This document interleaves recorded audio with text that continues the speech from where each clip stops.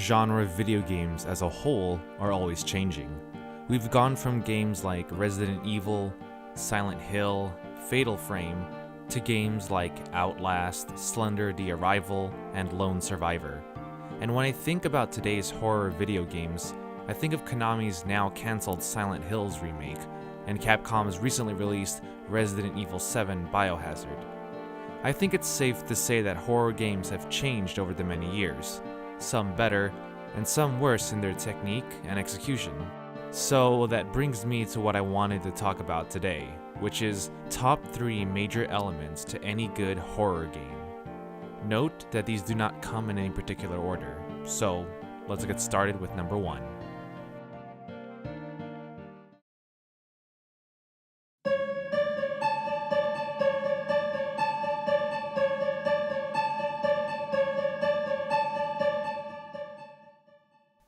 Slow pacing. When I say slow pacing, I mean purposefully slow. Slow and deliberate anxiety embedded into the anticipation of the scares. Whether this be how slow things build up dramatically, or how slow you move, how slow you attack, how slow the monsters move, the point is, if a game is slow and is tactful with its movement, you can really build dread and anxiety within a game. After all, the great Alfred Hitchcock once said, "There is no terror in the bang, only in the anticipation of it." If you take a look at games like Resident Evil, or more importantly Silent Hill, combat and movement is slow here. It takes a great amount of effort to shoot down a single zombie, or a ton of concentrated energy in order to beat down a monster in these games. Why is that? Well, it's because the game is purposefully trying to make us feel uncomfortable. We're not Link from The Legend of Zelda, we're not Master Chief from Halo, and we're not Nathan Drake from Uncharted. We're not meant to be able to combat these threats quickly, because that would otherwise not be scary for us. Remember, we're meant to be playing characters or protagonists who are just as afraid and panicked as we are. And so the slow pacing of James's swinging animation, for example, in Silent Hill 2, or how fast you can shoot down an undead in Resident Evil, is supposed to be bogged down to a speed that makes us uncomfortable. I mean, let's juxtapose this sort of speed to a game like Uncharted 4. In Uncharted 4, we play as Nathan Drake, who is quick, nimble, has great reflexes, and is great in a firefight.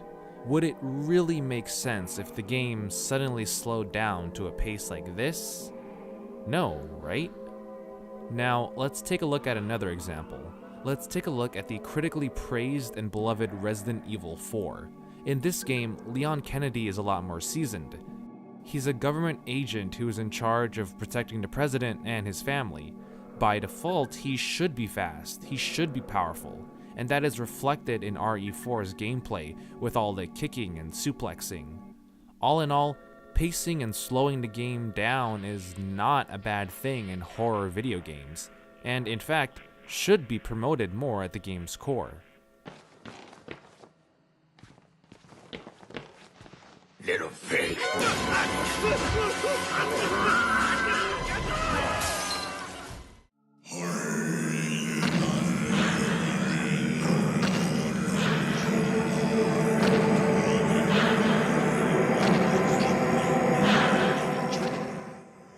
The second major element to a great horror game is claustrophobia, or in other words, claustrophobic level design. Why? Well, it's because it limits our movements. It makes us panic. It makes us feel as if we're not in control. Combine this with smart enemy placement, and you've but no choice but to face the monsters lurking in the darkness. Games like Alone in the Dark or Lone Survivor come in mind here, because these long halls and passages in the levels don't exactly give me a ton of room. I'm afraid of having to deal with these creatures, but I have to. If the level designs were more open with a ton of freedom to roam around in, it wouldn't exactly complement the gameplay here simply because I could easily run away or run around the creatures. Plus, the small, focused, narrow pathways of the areas make the monsters seem bigger and stand out. Having a bigger room would instead make the monsters seem small and insignificant. Another good example is Amnesia: The Dark Descent, with the invisible water monster. You have to run from wooden box to wooden box. The rest of the level, which is comprised of water, are danger zones that will get you killed. Not only is this a brilliant puzzle, but it's also a way to make me feel as if my environment and my safe zones are all small and claustrophobic, which only make me panic even more. So when thinking about level designs and level structuring, really ask yourself, does this environment complement the gameplay here, or the gameplay goals in mind for my character?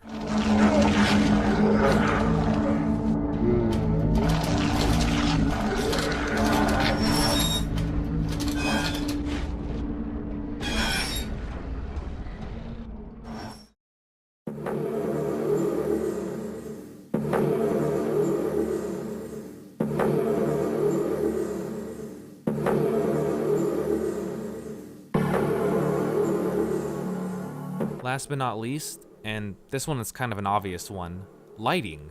This is true not only in video games, but in horror genre everywhere, from films to comics to manga. How you control your lighting and how players or consumers perceive lighting is important.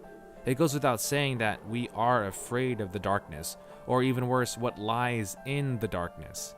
By nature, human beings are unsettled by what they cannot see, and that's why the invention of light and fire is important to us. I think one of the worst video games that utilizes this element is Resident Evil 5. Sure, Resident Evil 5 isn't exactly supposed to be a horror game. I'm talking specifically about the tunnel level in Resident Evil 5. Back in E3 2009 or so, I remember one of the Capcom representatives talking about this level, talking about it as if it's just one of the many scary moments of the game. Truth be told, this is probably the only scary moment in the game, because this particular level is the only one in the game that uses dark lighting. All of Resident Evil 5 is comprised of either sunlit levels or just nighttime segments that aren't exactly haunting or dreadful. In fact, I hate Resident Evil 5 for the fact that a large portion of the game is in sunlight, or it doesn't exactly use darkness and shadows, like other good horror games tend to do. But lighting doesn't have to be restricted to solely a gameplay specific thing though. It can go beyond that to simple things like conveyance. What mood are you trying to envelop the player in? What emotion should this level design bring out? Because obviously, aesthetically speaking, if a room is well lit, it makes you happy, you can see everything, but a room in darkness makes you wonder and feel uneasy, because you can't see every single thing and you have no idea what's to come. At least in Resident Evil 4, good portions of the game like the village and the island were dark and or at least cloudy, which at least gave me a sense of anticipation and anxiety as it shrouded these places in mystery. Amnesia uses lighting incredibly well in the gameplay. If you don't have a light, your character starts to go insane, and when that happens, your character perspective begins to warp, and you can't run anymore. But you have to take the risk sometimes because being in light makes you more easier to spot by the monsters.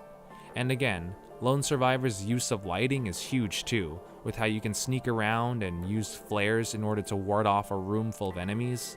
Silent Hill, if you turn off your light, enemies won't notice you, but turning it on will immediately attract them. The point being, lighting being used in more than one aspect of the game is a vital element of a horror game. And in some games, light is used in a way that amalgamates both gameplay and story elements. Oh!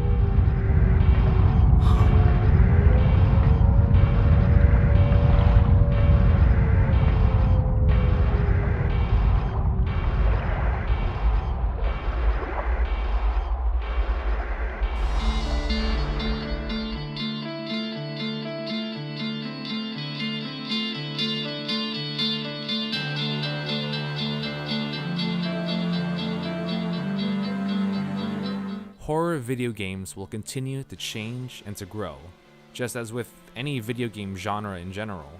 Games are always evolving thanks to the incredible minds of young developers, who continue to broaden our horizons and break conventions through new ways of gameplay and story structuring.